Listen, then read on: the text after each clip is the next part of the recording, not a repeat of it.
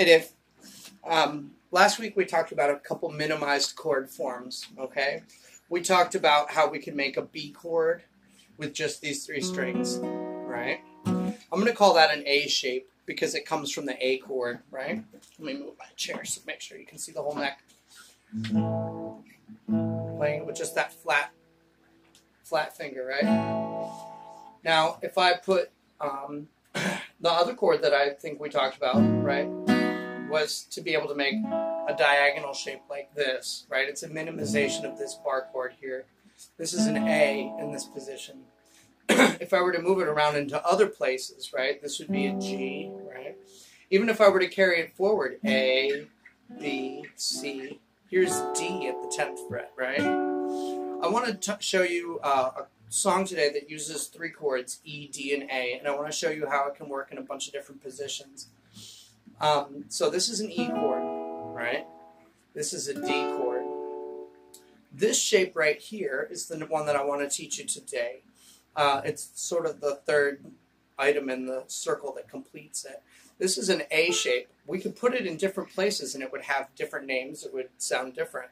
The way that I want you to make it is to put your middle finger on the 10th fret of the B string, on the 2nd string, right there. Then I want you to point your pointer finger on the 9th string. The 9th string. Pointer finger on the 3rd string on the 9th fret. That's what I meant to say.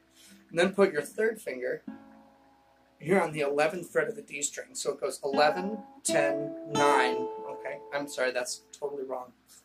11, 9, 10. That's the one I wanted to say. 11, 9, 10. If I move that into different places, I could make an E chord, I could make a D chord, or I could make an A chord here and make an E chord there. I want to make a musical sentence again and again going E, D, A, E, and then repeat E, D, A, E. So, I'm going to take my A shape, I'm going to put it here on the 9th fret, I'm going to play E, then I'm going to play D with the diagonal shape. Then I'm going to make A with this kind of crisscrossy shape, and then back to E right there. This is a great little practice right here. All these chords interrelate. We can use them in other places on the neck. I'm going to go E, E, D, A, then an E. I'm going to do it again.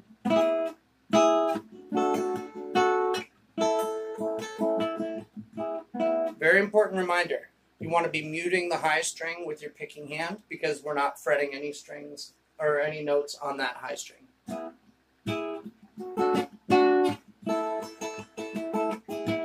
Now check it out. If I make this shape that we just did, the one that goes 11, 9, 10, and I do it instead here at 6, 4, 5, that's an E chord, all right? There's an E. You can hear how it sounds the same as the others we just did. And I can move it 2 frets back and make it D. See that?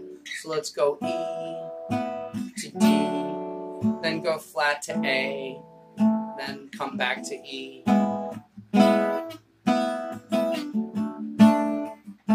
And you can even close it off with a nice open E chord just like that.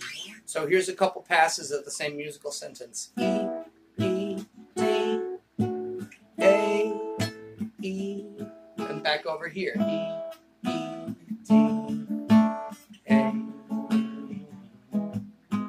So learning this shape along with this one and this one will make your guitar life a lot better in many ways. If I say E to D and then come up here to A, back to E, that's a nice way to do it. I could also go E to D to A, then to E. I realize it's difficult to learn how to do this through the camera, since after all I can't say, that's exactly right, that one, no, not that one, this finger needs to move there. So just do your best with these shapes, and when I see you next week, we'll work on it some more in detail. So I'm going to give 3 passes with the same chord progression using different places.